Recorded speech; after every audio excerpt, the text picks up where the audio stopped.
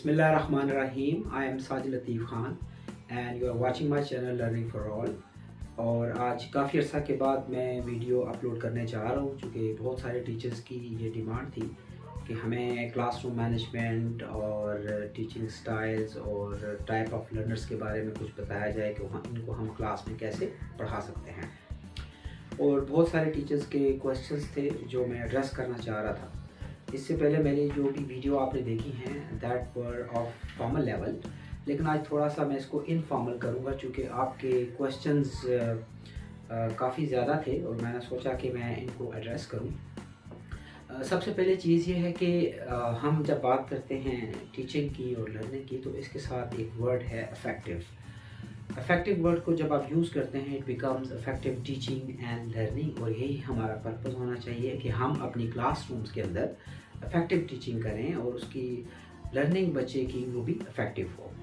Classrooms में रोज़ाना आपके पास अगर आप गौर करें there are 4 types of learning times. सबसे पहले आपका एक्सटेंडेड लर्निंग टाइम है। ये वो टाइम है कि जो आप स्कूल के टाइम को एक्सटेंड करते हैं, जो कि होमवर्क तक बच्चे के घर तक जाता है। इसमें आप बच्चे को होमवर्क देते हैं, आप बच्चे को असाइनमेंट्स देते हैं, कोई प्रोजेक्ट्स देते हैं या किसी भी किस्म की असाइनमेंट जो बच्चे ने वो टास्क या असाइनमेंट घर में उसको पूरा करना होता है।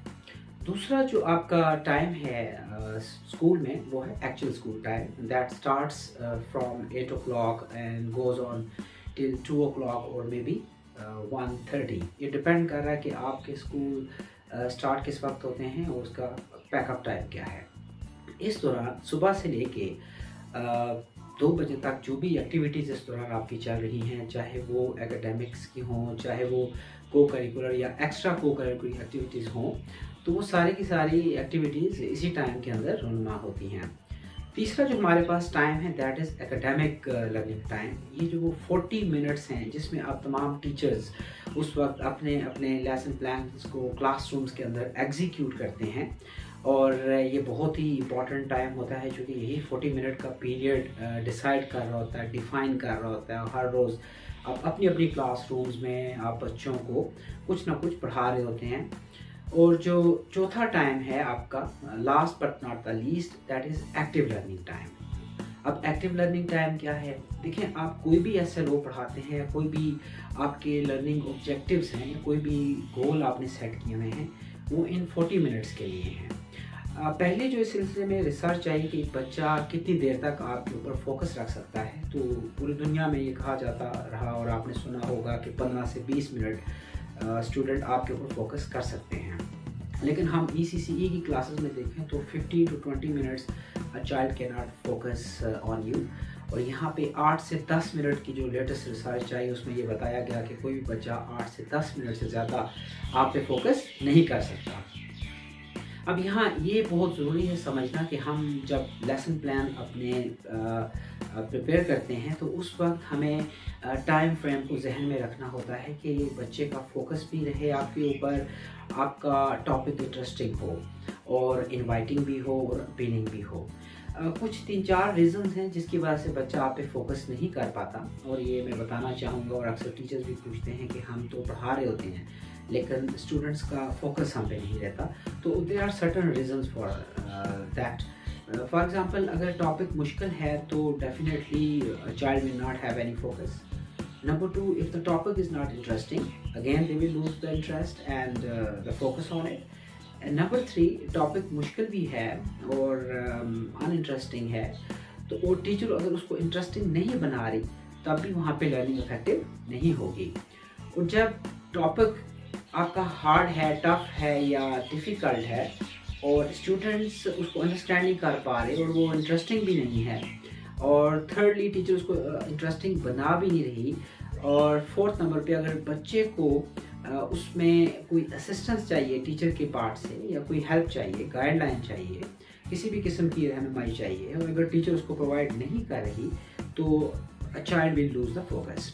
तो एक्टिव लर्निंग टाइम में टीचर को अपने लेसन प्लान के अंदर ये चीज़ बिल्कुल समझना होगा कि उसने कौन सी टीचिंग अप्रोचेस यूज़ करनी है, क्या टीचिंग मेथडोलॉजीज़ होंगी, या उस दिन के लिए क्या स्ट्रेटजीज़ वो अपनाने जा रही है, क्या टीचिंग टेक्निक्स इस्तेमाल करने जा रही है। क्योंकि ECC की क्लासेस में अगर आप 8 to 10 मिनट्स बच्चे की अटेंशन को आप ग्रैब कर लेते हैं तो आपका लेसन इफेक्टिव हो सकता है।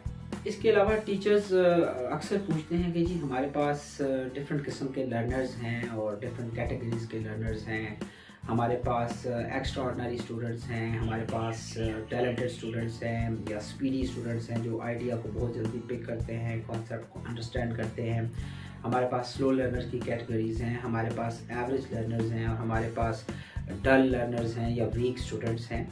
तो सॉरी टू से इन तमाम टीचर्स के लिए, और मैं अपनी वर्कशॉप्स में भी बताता हूँ कि इस किस्म की कोई टर्म्स एग्जिस्ट नहीं करती एजुकेशन के अंदर। यहाँ पे थोड़ा मैं आपको बताना चाहूँ कि जब आप टाइप्स ऑफ स्टूडेंट्स की बात करते हैं या टाइप्स ऑफ लर्नर्स की बात करते हैं तो we have different types of students, yes you are right, and we have different categories of students, बिल्कुल ये भी आपकी बात ठीक है। देखिए students are always different. For example if we have 30 students in our classroom तो 30 के 30 बच्चे डिफरेंट होंगे और उनके सोचने समझने की सलाहियत डिफरेंट है, उनकी स्किल्स डिफरेंट हैं, उनकी लाइकनेस और डिसलाइकनेस में डिफरेंस नज़र आता है, उनकी लर्निंग प्रायोरिटीज़ में डिफरेंस नज़र आता है।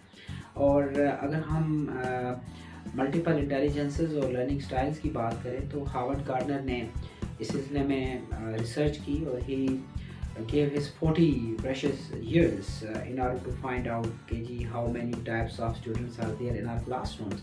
तो यहाँ मैं आपको ये बताता चलूँ कि जब उसने ये रिसर्च की और he traveled a lot in different parts of the world and then he came to know कि जी यहाँ पे तो केस ही बिल्कुल डिफरेंट है। उसने कहा कि यहाँ पे हमारे पास डिफरेंट इंटेलिजेंसेस के स्टूडेंट्स हैं और स्टूडेंट्स जो कि मैंने पहले कहा कि they are always different, they are coming from different backgrounds. Some students whose background is really highly educated और कुछ बच्चों का बैकग्राउंड उस तरह से उनके पेरेंट्स एजुकेटेड नहीं होते, इवन के इलिटरेट होते हैं। तो जब स्टूडेंट्स आपके पास डिफरेंट बैकग्राउंड से आते हैं, डिफरेंट इंटेलिजेंसेस के स्टूडेंट आपके पास आते हैं तो things become very hard for the teachers. अब यहाँ पे ये भी सवाल है कि अगर आप एक लेसन प्लान आपके पास है और एक किताब आपके पास है और आप एक करिकुलम को एग्जीक्यूट करने जाते हैं तो आप एक तरीके से बच्चे को नहीं पढ़ा सकते जब आपके पास मल्टीपल इंटेलिजेंस के बच्चे हों। हार्वर्ड गार्डनर इस सिलसिले में कहता है कि always make your teaching plural and फिर उसके बाद उसने ये बात भी कही कि teach one thing in different ways. यहाँ पे जब हम डिफरेंट वेज़ की बात करते हैं तो इससे मुराद है आपकी डिफरेंट अप्रोचेस या आपकी डिफरेंट टीचिंग मैथडोलॉजीज़। देखिए टीचिंग मैथडोलॉजीज़ किसी भी टीचर के लिए समझना बहुत ज़रूरी है क्योंकि आप दुनिया में कभी भी ऐसा नहीं होता कि आप एक ही मेथड से डिफरेंट सब्जेक्ट्स को पढ़ा रहे हों या एक ही क्लास में हर रोज़ एक ही मेथड को आप यूज़ कर रहे हों और वो मेथड इफेक्टिव हो, तो ऐसा नहीं होता। इसकी मिसाल बिल्कुल ऐसे होगी कि अगर आप फिशरमैन को देखें तो हमेशा अपनी हुक के साथ वो डिफरेंट किस्म की बेट्स लगाता है टू अट्रैक्ट द फिश। अब जो मछली आप यूँ कह लें कि केचुआ या वो जो उसके साथ वॉर्म लगाता है, जो फ़िश उसको अट्रैक्ट होगी उससे तो वो सिर्फ वही मछली आएगी या वही फ़िश आएगी जो उस वॉर्म को पसंद करती है। अगर आप उस हुक के साथ आटा लगा दें तो सिर्फ आटा खाने वाली मछली आएगी, या उसके साथ अगर कोई डिफरेंट खुराक लगा दें या सूजी वगैरह लगा दें या गोश्त लगा दें तो उस पर वही मछली आएगी जो गोश्त या सूजी को खाना पसंद करती है। लाइकवाइज इन द क्लासरूम अगर आप देखें तो यू हैव डिफरेंट फिशेस और यहाँ पर डिफरेंट स्टूडेंट्स हैं आपके पास और आप एक हुक यूज़ नहीं कर सकते। इसका मतलब ये हुआ कि आपको फिशरमैन की तरह यहाँ पे डिफरेंट हुक्स यूज़ करना पड़ेंगी विद डिफरेंट बेट्स से मुराद डिफरेंट मैथडोलॉजीज़, तब जाके आपका लेसन सक्सेसफुल होगा। लेकिन ये डिपेंड कर रहा होता है टीचर के ऊपर, क्योंकि teacher is the real person who knows कि जी what kind of methodology I can use here और किस किस्म की स्ट्रेटजी यहाँ पे वर्क करेगी, और आए रोज़ उसको अपनी स्ट्रेटजीज़ चेंज करना पड़ती हैं according to the subject, according to the topic, and teacher knows what to use here. तो यहाँ पे ये चीज़ समझना ज़रूरी है कि टीचिंग मैथडोलॉजी इज़ अ की एलिमेंट ऑफ एजुकेशन। अगर आपने लेसन को इम्पैक्टफुल बनाना है तो आपको पहले तो टीचिंग मैथडोलॉजीज़ का पता होना चाहिए और टीचिंग स्ट्रेटजीज़ का पता होना चाहिए। पाकिस्तान की अगर हम बात करें तो ज़्यादातर यहाँ पे हमने देखा प्राइवेट स्कूल्स के अंदर, because I have travelled throughout the country in Pakistan, I travelled in Gilgit-Baltistan, Skardu, the entire Kashmir और सेंट्रल पंजाब, स्पेशली गुजरांवाला, नारोवाल के इलाके हमने देखे। फिर हाफसाबाद, अगर आप इस बेल्ट को लेकर ऊपर की तरफ जाएं, रावलपिंडी, इस्लामाबाद, हमने बहुत सी ट्रेनिंग्स करवाई। मैं पर्सनली KPK गया, गवर्नमेंट टीचर्स को इवन मैंने ट्रेनिंग करवाई, और प्राइवेट स्कूल्स में जाके मैंने ट्रेनिंग करवाई। उनके प्रिंसिपल से मेरा बहुत ज़्यादा इंटरेक्शन है, और वहाँ पे भी यही प्रॉब्लम आ रही है कि टीचर्स को ये नहीं पता कि हम किस किस्म के मेथड यूज़ करें और किस वक्त कौन सा मेथड यूज़ करना है। अगर हम बात करें तो पाकिस्तान में ज़्यादातर लेक्चर मेथड यूज़ होता है, और लेक्चर मेथड याद रखिए कि अगर इसके हम मेरिट्स की बात करें तो ये बहुत ही इकोनॉमिकल और बहुत ही आप कहने के ईजी है इसको करना, क्योंकि टीचर्स को एक ही दफ़ा अपने लेसन को प्रिपेयर करना होता है और जाके क्लास में एग्जीक्यूट करना होता है। ये चाहे एक बच्चे के लिए हो, या चाहे थाउजेंड्स ऑफ स्टूडेंट्स के लिए हो, या चाहे 30 स्टूडेंट्स के लिए हो, टीचर को अपना वो लेक्चर सिर्फ एक ही दफ़ा डिलीवर करना पड़ता है, और इसमें ज़्यादा वक्त भी नहीं लगता, और इसमें क्लासरूम का साइज़ भी मैटर नहीं करता, चाहे वो बहुत बड़ी क्लासरूम हो या चाहे वो एक ग्रुप पे मुश्तमिल क्लास हो। और लेक्चर मेथड के अगर हम डीमेरिट्स की बात करें तो ये इस मेथड के अंदर वन वे कम्युनिकेशन होती है, और teacher plays a central role, और टीचर रिमेन्स वेरी एक्टिव, और while students remain very passive, and students are there only to listen the teacher. अब जब स्टूडेंट्स पैसिव होंगे और वो 4 से 5 घंटे एक के बाद दीगरे, एक के बाद दूसरे टीचर को वो सिर्फ वहाँ पे बैठ के लिसन करेंगे, और चीज़ों को वहाँ पे स्टाफ जो भी बोर्ड पे टीचर लिखवा रहा है उसको कॉपी करेंगे, तो where is the child's work, बच्चे का अपना काम कहाँ पे है। हालांकि होना तो ये चाहिए कि स्टूडेंट शुड रिमेन एक्टिव, और टीचर का रोल यहाँ पे फैसिलिटेटर का होना चाहिए, और टीचर उनको इन्वॉल्व करे डिफरेंट एक्टिविटीज़ के अंदर, प्रोजेक्ट बेस्ड लर्निंग हो, डिस्कवरी बेस्ड लर्निंग हो, और वहाँ पे कुछ इनोवेशन हमें क्लासरूम्स के अंदर नज़र आए, और वहाँ पे क्रिएटिविटी परवान चढ़े, और वहाँ पे ग्रुप वर्क में बच्चे काम करें, कोलैबोरेशन हमें नज़र आए, सिनर्जी के साथ बच्चे काम करें। बट इसके बिल्कुल ऑपोजिट हमने ये प्रैक्टिस स्कूल्स के अंदर ऑब्ज़र्व की, और इसीलिए मैंने आज ये सोचा कि मैं ये वीडियो आज तैयार करूँ, क्योंकि इट्स अ संडे टुडे और I have sacrificed my time, और teachers are asking frequent questions regarding the teaching methodology. तो लेक्चर मेथड हमेशा बोरिंग होता है, और इसमें बहुत कम इंटरेक्शन होती है, और अनफॉर्चुनेटली हम हर किस्म के सब्जेक्ट को पढ़ाने के लिए I myself have observe 100 of classes in different part of the country. मैं चूँकि एवेलुएट भी करता हूँ क्लासरूम्स को, और फाइनली रिकमेंड करते हैं कि कहाँ पे प्रॉब्लम्स हैं और क्या सजेशन उनको दिए जाएँ स्कूल वालों को, और अमूमन हम की टीचर्स की मेथडोलॉजीज़ के ऊपर काम करते हैं ताकि वो किसी भी सब्जेक्ट को कंफर्टेबली वहाँ पे इफेक्टिव बनाएं। और लेक्चर मेथड बिल्कुल इसके अंदर स्टूडेंट इंटरेस्ट को लूज़ कर जाता है, और लेक्चर मेथड तो उमूमन मैच्योर स्टूडेंट्स के लिए होता है, कॉलेज या आप यूँ कह रहे हैं कि यूनिवर्सिटी लेवल तक। इवन वहाँ पे भी टीचर कोई क्वेश्चंस वगैरह से और किसी तरह स्लाइड्स के ज़रिए या कुछ वीडियो दिखा के स्टूडेंट्स को इंगेज करते हैं। इसके बाद जो दूसरा मेथड है वो हमारा लेक्चर कम डेमोस्ट्रेशन मेथड है। डेमोस्ट्रेशन का मतलब होता है टू शो समथिंग, स्पेशली आपके साइंस और जितने भी आपके ज्योग्राफी वगैरह के सब्जेक्ट्स हैं, यहाँ पे आप कोई भी ऑब्जेक्ट शो कर सकते हैं, और टीचर वहाँ पे ऑब्जेक्ट शो करके साथ साथ उस चीज़ को ब्रीफ कर सकता है, उसके बारे में लेक्चर दे सकता है। For example, if you are teaching the students about the plants, और मे बी द टेम्परेचर, और मे बी द डायरेक्शंस, और मे बी द मैग्नेटिज्म, अगर आप प्लांट्स के बारे में पढ़ा रहे हैं तो आपको अमूमन देखने में यह है कि टीचर साइंस की किताब से वहाँ पे प्लांट पढ़ा रही होती हैं, और वहाँ पे वही जो पिक्चर किताब के अंदर बनी होती है उसी को एलैबोरेट या एक्सप्लेन कर रही होती हैं।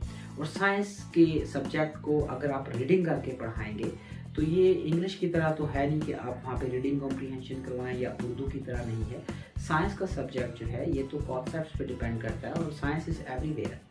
बजाय इसके कि आप वहाँ पे पार्ट्स ऑफ प्लांट पढ़ाने के बजाय, वहाँ पे रीडिंग कराने के बजाय, आप अपने हाथ में पौधा पकड़ सकती हैं और स्टूडेंट्स को बता सकते हैं कि ये जो हेयरी लाइक थिंग है, these are called roots, they always go in the ground, और ये they suck out water and minerals and provide food for the plants.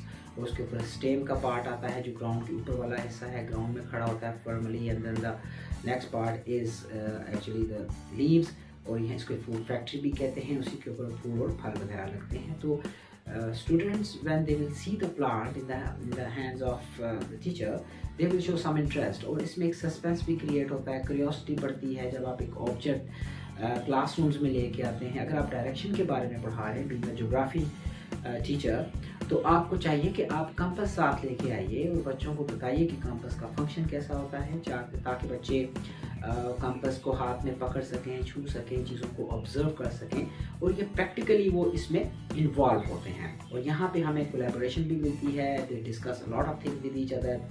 इसी तरह अगर आप वहाँ पे टेम्परेचर के बारे में पढ़ा रहे हैं तो आपको थर्मोमीटर क्लास में लेके आना चाहिए, और आप मुख्तलिफ जगहों पे जाके उनको थर्मोमीटर की रीडिंग जो है वो नोट करना सिखाएं। मरकरी जब टेम्परेचर कम हो तो इट श्रिंक्स, और जब किसी गर्म जगह पे लेके जाते हैं जहाँ पे सन हीट हो, जहाँ पे टेम्परेचर ज़रा ज़्यादा हो, तो इट एक्सपेंड्स। तो इससे बच्चों की लर्निंग में इजाफा होता है, और कोई ना कोई इंस्ट्रूमेंट, कोई ना कोई आपने डेमो अगर क्लास में देना है तो आप ऑब्जेक्ट साथ लेके आएँ, स्पेशली साइंस की टीचर। और ये बहुत ही इंटरेस्टिंग आप कह सकते हैं कि मेथड है, जिसमें स्टूडेंट्स की लर्निंग बिकम्स डबल, क्योंकि वो ज़्यादा इंटरेस्ट शो करते हैं। इसके बाद जो मेथड है हमारा वो है डेमोन्स्ट्रेशन मेथड। डेमोन्स्ट्रेशन, जैसा कि मैंने पहले कहा कि चीज़ों को शो करना, यहाँ पे हम अक्सर देखते हैं कि साइंस की लैब्स के अंदर साइंस की टीचर साइंस सब्जेक्ट पढ़ाने के लिए अपना ऑपरेटर सेट करते हैं, और बच्चे उसको खामोशी के साथ सर्कल बना के उसको देख रहे होते हैं कि अब टीचर यहाँ पे क्या करने जा रहा है। और ये भी एक किस्म का क्यूरियोसिटी को इन्हांस करता है, और curiosity is the big thing in learning, और इसका बरकरार रहना बहुत ज़रूरी है। और टीचर ऑब्जेक्ट्स और डिफरेंट किस्म की चीज़ें वहाँ पे बच्चों को करके दिखाते हैं, और साइंस के स्पेशली जो टीचर्स हैं उनके लिए इट इज़ हाईली रिकमेंडेड कि आप डेमोन्स्ट्रेशन मेथड भी यूज़ करें। ये डिपेंड कर रहा होता है कि आप उस वक्त क्या पढ़ा रहे हैं, और किसी हद तक बाज़ लोगों का ख्याल है कि जी कि डेमोन्स्ट्रेशन मेथड में जो ऑब्जेक्ट्स हैं ये हमें एक्सपेंसिव पड़ते हैं और हम अफोर्ड नहीं कर सकते, but you have to buy these things just once, and these things will work continuously for so many years. तो आप इसके ऊपर सोच सकते हैं। इसके बाद जो नेक्स्ट हमारे पास मेथड है, ये पूरी दुनिया में बहुत फेमस है, which is called group work method. अब ग्रुप वर्क मेथड के क्या फ़ायदे हैं? अभी yesterday somebody asked me कि जी ग्रुप वर्क के सर क्या फ़ायदे हो सकते हैं। देखिए, मैं इसको इस तरह बताऊंगा कि group working it is the backbone of learning. वो इस तरह से कि अगर आप लैंग्वेजेस की क्लासेस ले रहे हैं, स्पेशली रीडिंग कॉम्प्रिहेंशन या क्रिएटिव राइटिंग की, अब जिन स्कूल्स में, ये मेरी बड़ी कीन ऑब्जर्वेशन है या आप कह लें कि मेरा एक एक्सपीरियंस का निचोड़ है, जिन स्कूल्स में एक ट्रेडिशनल क्लासरूम की सेटअप है जहाँ पे रोज़ लगी हैं, रोज़ के पीछे रोज़ हैं, वहाँ पे मैं ये गेस कर सकता हूँ कि क्रिएटिव राइटिंग बिल्कुल नहीं हो रही होती। ठीक है, होना तो ये चाहिए कि क्लास, जब आप ग्रुप वर्क या क्रिएटिव वर्क करवा रहे हो तो क्लास को ग्रुप में डिवाइड करें। हर ग्रुप में एक ना एक शाइनी बच्चा या थोड़ा सा कॉम्पिटेंट बच्चा आप कह लें, जिसकी एबिलिटीज़ या जिसका बैकग्राउंड थोड़ा सा पढ़ा लिखा हुआ है, तो आप उसको लीडर बनाते हैं जो बाकी बच्चों को लीड करता है। अब इसके मुख्तलिफ फ़ायदे हैं। पहला फ़ायदा इसका ये होगा कि वो शाइनेस बच्चे की जाती है। वो बच्चे जो शाय करते हैं या कंफर्टेबल फील नहीं करते while taking part in discussion, class discussion with the teachers, या टीचर से डायरेक्टली वो कन्वर्सेट या कम्युनिकेट नहीं करते, तो जब वो ग्रुप्स में बैठते हैं तो अपने ही एज और अपने ही लेवल के स्टूडेंट के साथ जब वो वहाँ पे इंटरेक्शन करते हैं तो they feel very confident and comfortable.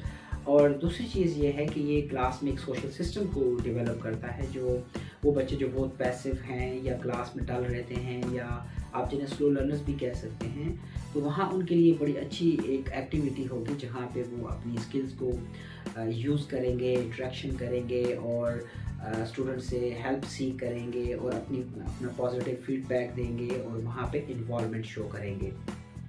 Group working का एक फ़ायदा ये भी है कि टीम स्पिरिट का जज्बा पैदा होता है, पैशन उनके अंदर आता है कि हमें मिलजुल के सिनर्जी के साथ या कोलैबोरेशन के साथ काम करना चाहिए।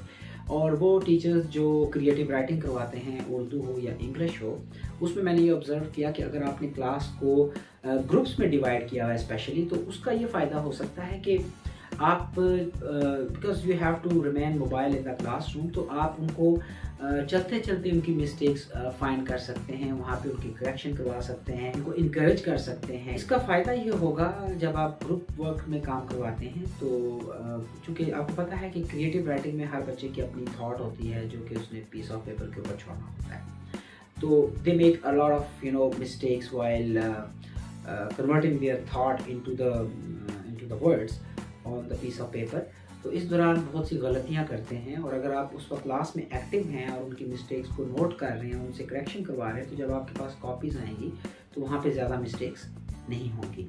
तो ग्रुप वर्क आप ज़रूर क्लासरूम्स में करवाइए, और ज़रूरी नहीं कि हर रोज़, वंस और maybe the twice in a week, जब आप क्रिएटिव राइटिंग या कॉम्प्रीहेंशन या कोई ऐसी चीज़ जो आप समझते हैं कि स्टूडेंट मिल के ग्रुप्स में आपस में कर सकते हैं, तो आप उनको ग्रुप वर्क में काम करवा सकते हैं। और it is a highly effective method you can say, और दुनिया के बहुत सारे कंट्रीज़ में ग्रुप वर्क मेथड को बहुत ज़्यादा प्रायोरिटी दी जाती है। बट यहाँ पे जो मेरी ऑब्जर्वेशन है पाकिस्तान में, मोस्टली 90% केसेस में ग्रुप वर्क में काम नहीं करवाया जाता। मे बी कि उसकी वजह हो सकती है कि क्लासरूम का साइज़ उस तरह का ना हो, या टाइम का टीचर को प्रॉब्लम आ रहा हो, ये भी एक इशू हो सकता है। बट हमें इन सारी प्रॉब्लम्स के साथ मिलकर चलना है, क्योंकि we are talking about the effective teaching and the effective learning of the students.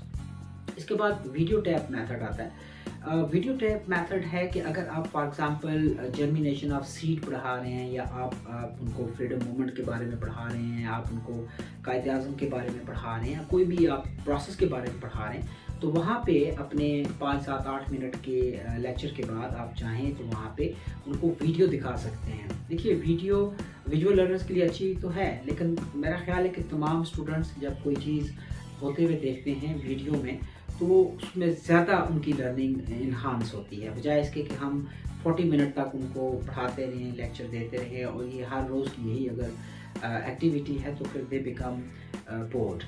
तो वीडियो को आप यूज़ करें, क्योंकि इसमें भी स्टूडेंट को चांस मिलता है, और वो उसको समझ आती है चीज़ों की बेहतर, और ये बड़ा इंटरेस्टिंग मेथड है अगर आप क्लास में यूज़ करें। इसके बाद हमारे पास प्रॉब्लम सॉल्विंग या डिस्कवरी मेथड भी हम जिसे कहते हैं। टीचर कोई प्रॉब्लम सेट करती है किसी भी इशू के ऊपर, वो ब्रेनस्टॉर्मिंग करवा सकती है, माइंड मैपिंग करवा सकती है, और उसने बच्चों को इन्वॉल्व करना होता है, और इससे बच्चों में क्रिएटिविटी या क्रिटिकल थिंकिंग डेवलप होती है। आप कैरेक्टर के बारे में डिस्कस कर सकते हैं, आप प्लेसेस के बारे में बच्चों से पूछ सकते हैं, चाहे विलेज के बारे में पूछ रहे हों, सिटीज़ के बारे में पूछ रहे हों, इन्वेंशंस के बारे में पूछ रहे हों, पर्सनालिटीज़ के बारे में टीचर डिफरेंट क्वेश्चंस करती है, उनको फैसिलिटेट करती है, तो स्टूडेंट जो है वो अपना रिस्पॉन्ड करते हैं वहाँ, और अपनी इन्वॉल्वमेंट को शो करते हैं, क्योंकि बहुत अपील कर रहा है उनको कि वो किसी प्रॉब्लम को सॉल्व करने जा रहे हैं, और स्टूडेंट्स प्रॉब्लम सॉल्वर बनते हैं। और यही चीज़ हार्वर्ड गार्नर ने भी कही थी, जब उसे पूछा गया कि जी इंटेलिजेंस या इंटेलिजेंट का मतलब क्या है। उसने कहा कि any student who can find the problem and create the solution of it। यानी अगर कोई स्टूडेंट उसकी किसी भी प्रॉब्लम के सोल्यूशन को क्रिएट करता है, that student is called intelligent student. अब इसके बाद आता है प्रोजेक्ट बेस्ड लर्निंग। इसमें हम क्लासरूम्स में और मे बी क्लासरूम से बाहर maybe as a homework हम स्टूडेंट को कोई प्रोजेक्ट दे दें, जिससे स्टूडेंट में एक तो रिसर्च का एलिमेंट बहुत ज़्यादा आता है, और दूसरा ही बिकम्स माइंडफुल, थाटफुल, वो अपनी सोच वहाँ पे इस्तेमाल करता है, क्रिटिकल थिंकर बनता है, और इससे वो प्रोजेक्ट में अपनी इन्वॉल्वमेंट शो करता है। किसी भी किस्म का प्रोजेक्ट उसको हम बनाने को कहते हैं, तो वो वहाँ पे किसी भी हेल्प के साथ मिलके वो काम करता है, और वो प्रोजेक्ट टीचर को दिखाता है, एग्जिबिट करता है, जिससे स्टूडेंट की लर्निंग इन्हांस होती है। अब यहाँ पे ये बताना ज़रूरी होगा कि हम डिफरेंट मेथड तो यूज़ करते हैं, और याद रखिए कि कोई भी मेथड अलोन इफेक्टिव नहीं होता। ये सिर्फ उस वक्त उस स्कूल का टीचर या उस क्लासरूम या उस सब्जेक्ट को पढ़ाने वाला टीचर बता सकता है कि मेरे लिए इस वक्त कौन सी स्ट्रेटजी या कौन सा मेथड मुझे सूट कर रहा होता है। आप डिफरेंट क्लासरूम्स में, और बल्कि एक ही क्लासरूम में एक ही लेसन प्लान को एग्जीक्यूट करने के लिए डिफरेंट अप्रोचेस या डिफरेंट मेथड यूज़ कर सकते हैं। ये डिपेंड करता है कि which subject you are teaching and whom you are teaching। Harvard Garner ने कहा था कि आप अगर if you have the different types of learner, then you should use different types of methodologies in your classrooms to satisfy the student and to enhance the level of their learning in the classroom। क्योंकि हमारे पास students अगर different हैं, और हम कैसे हो सकता है कि एक ही लेक्चर से सारे स्टूडेंट्स को सेटिस्फाई कर पाएँ, ऐसा कभी भी नहीं होता। आप अगर 2, 3, 4 मिनट के लिए लेक्चर मेथड यूज़ करते हैं, you can go for lecture method. और अगर आप समझते हैं कि अब मुझे यहाँ पे लेक्चर के साथ साथ कुछ चीज़ को मैंने डेमोस्ट्रेट करना है, तो आप उसी के 3-4 मिनट के बाद लेक्चर डेमोन्स्ट्रेशन मेथड यूज़ कर सकते हैं या सिर्फ डेमोन्स्ट्रेशन मेथड यूज़ कर सकते हैं। अगर आप समझते हैं कि यहाँ पे इस वक्त मुझे ग्रुप वर्क मेथड की ज़रूरत है तो मैं ग्रुप वर्क मेथड की तरफ स्विच कर जाऊँगा। अगर आप कोई वीडियो दिखाना चाह रहे हैं इन सपोर्ट ऑफ योर लेक्चर तो आप बच्चों को वीडियो दिखा सकते हैं। इसी के बाद अगर आप चाहते हैं कि डिस्कवरी मेथड या प्रॉब्लम सॉल्विंग मेथड आप यूज़ करवाना चाहें क्वेश्चन आंसर की सूरत में या बोर्ड वर्क के ऊपर, तो आप बच्चों से बिल्कुल प्रॉब्लम सॉल्विंग मेथड उनसे यूज़ करवा सकते हैं। तो आप डिफरेंट मेथड्स को मिक्स करते हैं और वन बाय वन यूज़ करते हैं। एंड I'm telling you कि this will really make your classroom very colorful और students will enjoy and they will have different resources of learning और different ways of learning। और लेकिन इसमें ये ज़रूरी है ये चीज़ समझना टीचर्स के लिए कि उनको प्लानिंग पहले से करना होगी। अक्सर टीचर प्लानिंग नहीं करते, वो समझते हैं कि हम क्वालिफाइड टीचर्स हैं या डिग्री होल्डर हैं तो हमें कोई भी टॉपिक पढ़ाना इतना मुश्किल नहीं है। देखिए आपके पास सब्जेक्ट बेस्ड नॉलेज तो हैं बट आपको ये नहीं पता कि आप जिनको पढ़ाने जा रहे हैं वो कौन हैं, वो किस किस्म की उनकी लर्निंग स्ट्रेटजी, उनकी लर्निंग उनके क्या लर्निंग स्टाइल्स हैं और उनकी लर्निंग प्रायोरिटीज़ क्या हैं। आपने किस वक्त आपने उनको लेक्चर स्टार्ट करना है तो प्री रीडिंग स्ट्रेटजी आपकी क्या है, उनका प्रीवियस बैकग्राउंड आपने कैसे चेक करना है, किस वक्त कौन सा मेथड यूज़ करना है और आपने कोई उनको वर्कशीट देनी है, आपने अपनी लेसन को रीकैप उसका कैसे करना है, आपने क्लास वर्क में क्या देना है, आपने होमवर्क के लिए क्या देना है, कोई प्रोजेक्ट देना है, कोई असाइनमेंट देनी है। तो it's a comprehensive planning. English में कहते हैं कि if you are not planning it means you are planning to fail. तो बेहतर है कि फेल होने से हम प्लानिंग कर लें। इवन हमारे टीचर जो है वो हमें कहते थे जी कि best of the best teachers भी हमेशा प्लान होके क्लासरूम में जाते हैं, अपने लेसन को एग्जीक्यूट करते हैं। अब अगर हम बात करें डिफरेंट इंटेलिजेंसेस की, जैसा कि हार्वर्ड गार्डनर ने कहा था, इसलिए ज़रूरी है कि हमारे पास लॉजिकल मैथमेटिकल इंटेलिजेंस के स्टूडेंट्स हैं, वो बच्चे जो साइंस और मैथमेटिक्स में बहुत इंटरेस्ट रखते हैं। हमारे पास वर्बल और लिंग्विस्टिक्स के स्टूडेंट्स हैं जो ज़ुबानों पे अबूर रखते हैं या जो वर्ड्स के साथ खेलते हैं और जिनकी ग्रामर और यूज़ ऑफ वर्डिंग अच्छी है।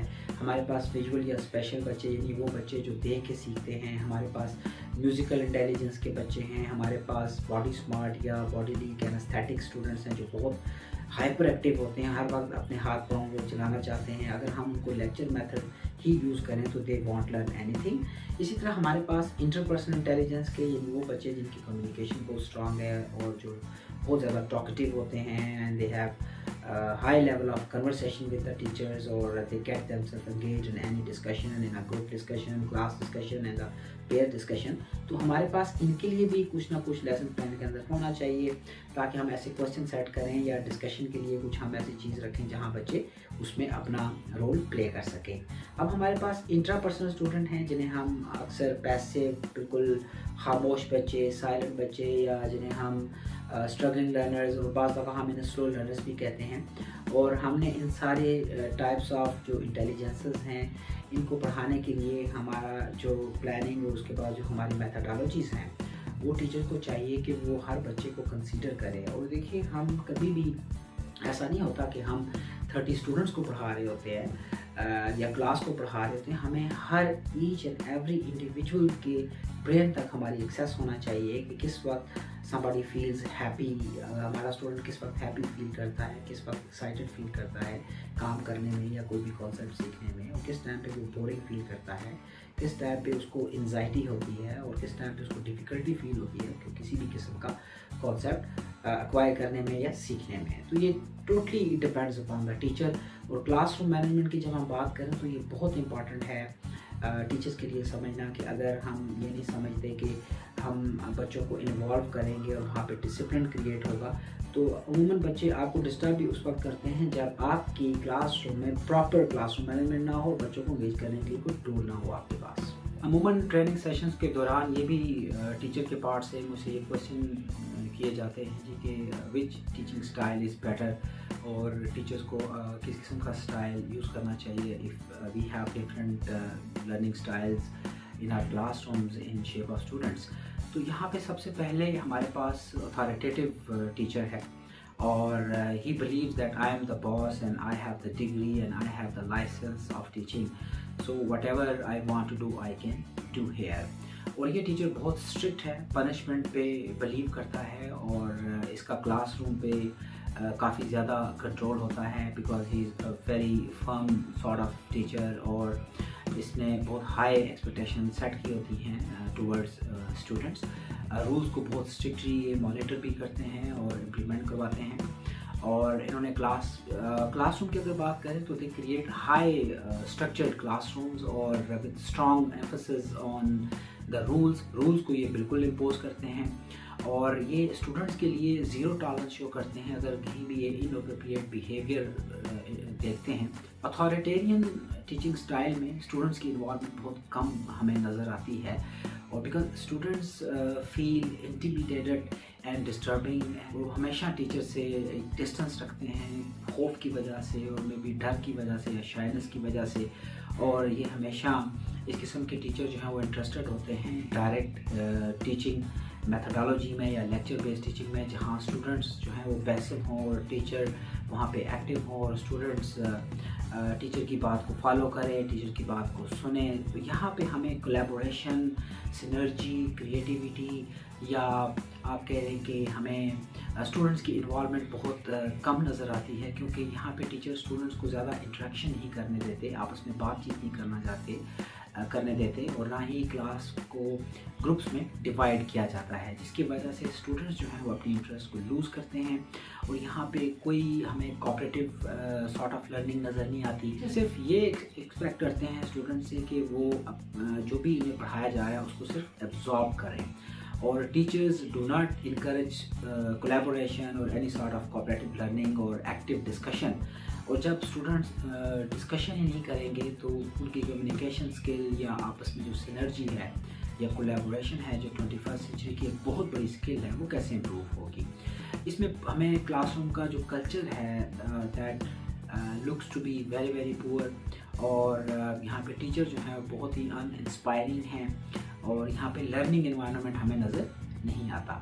तो टीचर को चाहिए कि वो इस मेथड को अवॉइड ही करे तो बेहतर है, क्योंकि यहाँ पे एक डर और खौफ की फ़ज़ा हमें नज़र आती है। जब स्टूडेंट और टीचर के दरमियान गैप्स हमें ज़्यादा नज़र आए तो वहाँ पे लर्निंग नहीं हो सकती हो। This types of teachers are not liked और even inspired by the students. Second teaching style में हमारे पास अथॉरिटेटिव टीचिंग स्टाइल है, और इसी तरह जैसे कि हमने अथॉरिटेरियन डिस्कस किया, ये बिल्कुल उसके ऑपोजिट है। यहाँ पे there is no high level of control in the classroom. उसकी वजह क्या है कि स्टूडेंट्स को टीचर किसी हद तक अलाउ करती हैं डिस्कशन के लिए, चाहे वो ग्रुप डिस्कशन हो या क्लासरूम डिस्कशन हो। यहाँ पे स्टूडेंट की इन्वॉल्वमेंट जो है that is of high level, और teachers are firm yet fair, और बड़ी फेयर डील होती है यहाँ पे टीचर्स की टुवर्ड्स द स्टूडेंट्स, और they are highly democratic sort of teacher, और काफ़ी हद तक ये फ्लेक्सिबल होते हैं और दे वैल्यू देयर स्टूडेंट्स, और that is why students always like such type of teachers. और यहाँ पे हमें कोलैबोरेशन या सिनर्जी का लेवल बहुत हाई नज़र आता है, और teachers always engage students in discussions, in group activities, or they provide positive reinforcement for good work. This kind of authoritative teaching style is looking like very much ideal for teachers and students both. Teachers are respected and liked by the students, or students are socially competent and responsible. तो ये this method is very famous in all over the world, और teacher को चाहिए कि अगर इसमें से अगर आपको ज़्यादा गुड पॉइंट नज़र आते हैं तो this method is highly recommended, और this kind of teaching style is highly recommended by the educationist. इसके बाद हमारे पास परमिसिव टीचिंग स्टाइल है। यहाँ पे टीचर का कंट्रोल हमें कम नज़र आता है, और स्टूडेंट्स की जो इन्वॉल्वमेंट है वो भी हमें कम नज़र आती है। टीचर्स यहाँ पे उनके लेसन प्लान प्रिपेयर नहीं होते, और जब आपके लेसन प्लान प्रिपेयर नहीं होते तो हम क्लास में इफेक्टिव लर्निंग के बारे में क्या बात कर सकते हैं। Teachers do not establish rules for poor behaviours, और there happens very little interaction with students, और हम यहाँ पे गैप भी देखते हैं between the teacher and students, और किसी किस्म की यहाँ पे कम्युनिकेशन और अंडरस्टैंडिंग हमें नज़र नहीं आती, और students don't grow socially and emotionally, और teachers don't help students reach their full potential. जब यहाँ पे टीचर और स्टूडेंट्स में हमें एक कोलैबोरेटिवली एक दूसरे के साथ काम करते हुए नज़र ना आना, इस बात की ये निशानी है कि यहाँ पे लेवल ऑफ लर्निंग जो है स्टूडेंट्स की, that is very very low. तो टीचर्स को तो चाहिए कि वो स्टूडेंट से कम्युनिकेट करें, उस गैप को ख़त्म करें और उन्हें ग्रुप्स में काम करवाएं ताकि स्टूडेंट्स आपस में इंटरेक्शन करें। बल्कि टीचर को चाहिए कि वो अपनी कम्युनिकेशन स्किल को इम्प्रूव करें ताकि वो स्टूडेंट को अंडरस्टैंड कर सके, उनकी प्रॉब्लम को जान सके। और किसी हद तक हम इन्हें और इन्वॉल्व टीचर्स भी कहते हैं, या तो वो बहुत ज़्यादा स्टूडेंट्स को अलाउ करते हैं किसी भी किस्म की एक्टिविटी के लिए, जिसके बाद होता ये है कि वहाँ पे हमें क्लासरूम में कंट्रोल नज़र नहीं आता और अमूमन स्टूडेंट्स जो हैं उनकी लर्निंग भी हमें उस तरह से ग्रो करती हुई नज़र नहीं आती। इसके बाद हमारे पास इंडल्जेंट और ओवर इन्वॉल्व्ड टीचर मिलते हैं, या उनके जो टीचिंग स्टाइल्स हैं उससे हमें ये पता चलता है कि यहाँ पे भी क्लासरूम में टीचर का बिल्कुल कंट्रोल नहीं होता और they always allow students to speak और एक्ट एज दे विश, और यहाँ पे फ्रीली स्टूडेंट्स अपने आप को एक्सप्रेस कर सकते हैं। और teacher normally allow students to make their own experiences and decisions, और students have too much freedom over here, और there is high level of involvement of students, और यहाँ पे teachers take great care of the students और they are always liked by the teachers। उसकी वजह ये हो सकती है कि यहाँ हमें टीचर काफ़ी लीनियंट नज़र आते हैं और ओवर इन्वॉल्व नज़र आते हैं विद स्टूडेंट्स, और इतनी ज़्यादा जब आप फ्रीडम दे देते हैं और जिस पे चेक एंड बैलेंस भी ना हो और क्लासरूम में आप बच्चों को डिसिप्लिन ना रख सकें, तो स्टूडेंट्स यहाँ पे बड़ा कंफर्टेबल फील करते हैं टॉकिंग टू टीचर्स। और while that teachers lose their authority, फिर टीचर्स का कंट्रोल नहीं रहता, उनका रोब और जो दबा होना चाहिए और एक जो गैप होना चाहिए एक्सेप्टेबल, वो हमें नज़र नहीं आता, जिसकी वजह से यहाँ पे स्टूडेंट्स की लर्निंग हमें इफ़ेक्ट होती हुई नज़र आती है। और यहाँ पे स्टूडेंट्स सिर्फ टीचर को एज अ फ्रेंड ट्रीट करते हैं। जब यहाँ पे आपका फ्रेंडशिप का लेवल यहाँ पे जब इंक्रीज़ हो जाए या स्टूडेंट अपनी ख़ास लिमिट को क्रॉस कर दें, तो वहाँ पर टीचर अपना कंट्रोल खो देते हैं और स्टूडेंट इतना बॉदर नहीं करते टीचर्स के रूल्स को और उसकी इंस्ट्रक्शंस को। तो यहाँ पे बहुत सारी चीज़ें टीचर के हाथ से हमें निकलती हुई नज़र आती हैं। तो हमें यहाँ पे थोड़ा सा बैलेंस अप्रोच यूज़ करना पड़ेगी, जैसा कि हमने अथॉरिटेटिव टीचिंग स्टाइल में देखा, क्योंकि टीचर को ये चीज़ सोचना चाहिए कि मेरी क्लास है जिसे मैं पढ़ा रही हूँ, वहाँ किस किस्म के स्टूडेंट्स बैठे हुए हैं, किस वक्त और कब कब मैं हम पे चेक एंड बैलेंस लगा सकती हूँ, उन्हें कंट्रोल कर सकती हूँ। अगर हम बच्चों को फ्रीडम देते हैं तो उसकी एक लिमिट होना चाहिए। अगर हम स्टूडेंट्स के लेवल तक जाते हैं तो हमें ये सोचना चाहिए कि उसकी भी एक लिमिट होना चाहिए, ताकि स्टूडेंट्स डिसिप्लिन के साथ क्लासरूम में अपनी एक्टिविटीज़ को जारी रख सकें। इंशाल्लाह हम नेक्स्ट टाइम मज़ीद जो आपके क्वेश्चंस हैं उनको एड्रेस करेंगे, और जैसे जैसे मैं सेशन करवाता जा रहा हूँ पूरे पाकिस्तान के अंदर, मेरी कोशिश होगी कि मैं आइंदा जो मेरी प्रेजेंटेशन हो या मेरे चैनल के ऊपर जितनी भी वीडियोस आएँ तो डायरेक्टली मैं उन क्वेश्चंस को एड्रेस करूं। और मेरा एक ही मकसद है कि टीचर की स्किल्स इंप्रूव हों। जितना भी मेरा एक्सपीरियंस है, जितना भी मैंने अपने सीनियर से सीखा है, या जितना भी मैंने थाउजेंड्स ऑफ टीचर्स से मैंने सीखा पूरे पाकिस्तान में, ज़ाहिर मेरे फैन फॉलोइंग है और मेरे स्टूडेंट्स हैं, और जितने भी क्वेश्चंस हैं जब रेज होते हैं तो उसका आंसर सबके लिए होता है। और आप ज़रूर इस चैनल को वॉच कीजिए, और जितना भी आप इससे लर्न कर सकते हैं, ये मेरी काविश है छोटी सी, आप सीखें। और इंशाल्लाह मैं मज़ीद अपनी वीडियो अपलोड करूँगा डिफरेंट जितने भी एजुकेशन से रेलिवेंट टॉपिक हैं, या टीचिंग से रेलिवेंट टॉपिक हैं, या लैंग्वेजेस से रेलिवेंट टॉपिक हैं। आई होप के all video lectures will be very much fruitful for you. That was it for now. Next time I'll come with a new topic. Thank you so much listening and watching my channel. Thank you. Allah Hafiz.